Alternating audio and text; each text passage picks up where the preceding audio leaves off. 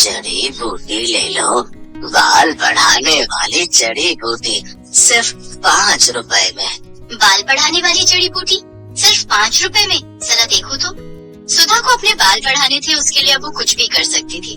उसने बूढ़े आदमी से जड़ी बूटी खरीदी। उस आदमी ने कहा, इस जड़ी बूटी को जोर जोर से पीसना, पीसने से तेल निकलेगा। उस तेल को सोने से पहले अपने बालों पे लगाना। जड़ी बूटी लेकर सुधा घर चली गई। तभी सुधा जड़ी बूटी पीस कर तेल निकाल कर और उसे अपने सर पर लगाकर सो गई। और अगले दिन सुबह नींद से उठने के बाद उसने देखा उसके सर पर जितने भी बाल थे वो सब झड़ गए हैं। सुधा ये विश्वास नहीं कर पा रही थी। कहते हैं लड़कियां लंबे बालों में ही अच्छी लगती हैं, लेकिन सुधा के बाल बचपन से ही छोटे थे। उसके बाल बढ़ते ही नहीं थे। ऊपर से वो सांवली भी थी और दूसरी ओर उसकी बहन राधा के लंबे और घने बाल थे और राधा गोरी भी थी। इसीलिए राधा बचपन में हमेशा सुधा को चिढ़ाती थी, तू तो मेरी सगी बहन नहीं है, तुझे तो माँ और पापा रास्ते से उठाकर लाए थे, नहीं तो तू इतनी बदसूरत कैसे है। ये सुनकर सुधा हमेशा रोती थी। माँ पापा देखो ना राधा क्या बोल रही है, माँ पापा देखो ना। राधा और सुधा की माँ शमिता कहती थी, रो क्यों रही है सुधा, राधा ने कुछ गलत तो नहीं कहा, तू बदसूरत है, तेरे सर पर बाल भी नहीं है, मुझे ऐसी बेटी नहीं चाहिए थी। सुधा का पिता भी उससे प्यार नहीं करता था। सुधा को हमेशा हर किसी से नफरत ही मिलती थी। ऐसे ही बड़ी हुई सुधा। हर रोज वो रात को रोती थी और भगवान से प्रार्थना करती थी, हे भगवान कुछ चमत्कार करवा दीजिए, मेरे पैर तक लंबे बाल उगा दीजिए, प्लीज भगवान प्लीज। और इसी तरह सुधा और राधा दोनों जवान हो गई। आज सुधा को लड़के वाले देखने के लिए आने वाले हैं। सुधा आईने के सामने बैठकर तैयार हो रही है। उसके सर पर अभी भी ज्यादा बाल नहीं है। वो आईने में अपने आप को देख ही रही थी कि तभी उसकी माँ आ गई और ताने मारना शुरू कर दिया। यहाँ ऐसे बैठे रहने से कुछ नहीं होगा, जल्दी जल्दी करो, नहीं तो ये लड़का भी हाथ से चला जाएगा। वहाँ राधा आ गई और बोली, माँ मुझे तो समझ में नहीं आ रहा है कि आप मुझसे पहले इस भूतनी की शादी क्यों करवाना चाहती हो। राधा बेटी, इस भूतनी को तो पहले विदा करना पड़ेगा, नहीं तो बाद में कौन इससे शादी करेगा। एक बार बस ये सर से उतर जाए, उसके बाद मैं तेरे लिए बहुत अमीर और अच्छा लड़का ढूंढ कर लाऊंगी। माँ आप सभी मुझसे इतनी नफरत क्यों करते हो, आखिर मैंने किसी का क्या बिगाड़ा है। तेरे सर पर बाल नहीं है सुधा, तू बदसूरत है बदसूरत, तू मेरी बहन कहलाने के लायक नहीं है। सुधा रोने लगी। वो पूरी जिंदगी रोती ही आई है। अविनाश नाम का लड़का सुधा को देखने के लिए आया। शमिता के कहने पर राधा अपने कमरे में ही बैठी हुई थी, क्योंकि शमिता ने उससे कहा था, बेटी तू कमरे के अंदर ही रहना, नहीं तो लड़के वाले सुधा से रिश्ता नहीं जोड़ेंगे। खैर अविनाश के साथ सुधा का रिश्ता तय हो गया, लेकिन उसके लिए बहुत ज्यादा दहेज देना पड़ा। उस बात को लेकर भी शमिता सुधा को ताने मारने लगी। सुधा मन ही मन सोचने लगी, अपने घर में तो मुझे शांति नहीं मिली, शायद ससुराल में जाकर मैं खुश रहूंगी। सुधा की शादी हो गई और शादी वाले दिन ही अविनाश ने राधा को पहली बार देखा और देखते ही उसके प्यार में पड़ गया। यार मैंने इसे पहले क्यों नहीं देखा, कितनी गोरी है ये, कितने लंबे बाल है इसके, इससे पहले मिल लेता तो मुझे इस भूतनी से शादी नहीं करनी पड़ती। लेकिन अब कुछ नहीं हो सकता था। सुधा अविनाश के साथ ससुराल चली गई और ससुराल पहुंचते ही सुधा की सास विमला ने सुधा को 1000 काम थमा दिए।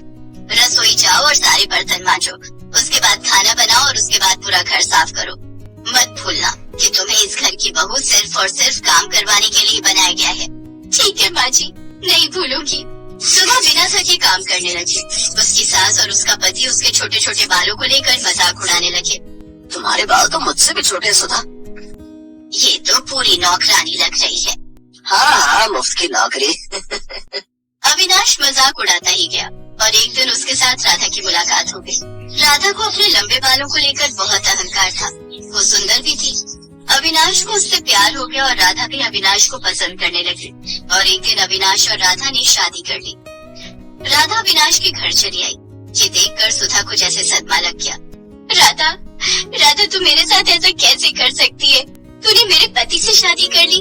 चुप रह, समझी ना? अविनाश तो तुझसे प्यार भी नहीं करता है, वो सिर्फ मुझसे प्यार करता है। हाँ, ऐसे बिना बाल की औरत से कौन प्यार करेगा? मुझे तो लंबे बालों वाली लड़कियां पसंद है। सुधा बस अकेले चुपके से रोती रही। अगले दिन वो बाजार गई और देखा एक बूढ़ा आदमी जड़ी बूटी बेच रहे हैं। जड़ी बूटी ले लो, बाल बढ़ाने वाली जड़ी बूटी सिर्फ 5 रुपए में।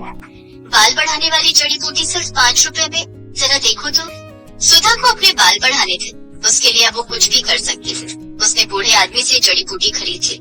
उस आदमी ने कहा, इस जड़ी बूटी को जोर जोर से पीसना, पीसने से तेल निकलेगा। उस तेल को सोने से पहले अपने बालों पे लगाना। जड़ी बूटी लेकर सुधा घर चली गई। रात को सभी सो गए और तभी सुधा ने जड़ी बूटी पीसकर तेल निकाला और उसे अपने सिर पर लगाकर सो गई। और अगले दिन सुबह नींद से उठने के बाद उसने देखा उसके सर पर जितने भी बाल थे वो सब झड़ गए हैं। सुधा को जोर से रोना आ गया। ये क्या हो गया? मेरे सारे बाल झड़ गए, अब मैं क्या करूं? सुधा जोर जोर से रोने लगी और उसे इस हालत में अविनाश, विमला और राधा ने देख लिया। ये क्या, तू पूरी तरह से गंजी हो गई? छी, मैं देख नहीं पा रहा हूँ तुम्हारी तरफ, मुझे उल्टी आ रही है। सुधा, तुम निकलो यहाँ से। यहाँ तुम्हारी कोई जरूरत नहीं है। तुम इस घर में रहोगी तो इस घर का नाम बदनाम होगा। सभी ने मिलकर सुधा को घर से निकाल दिया। सुधा रोती हुई एक जंगल में चली गई। जंगल में वो एक पेड़ के नीचे बैठकर रोने लगी।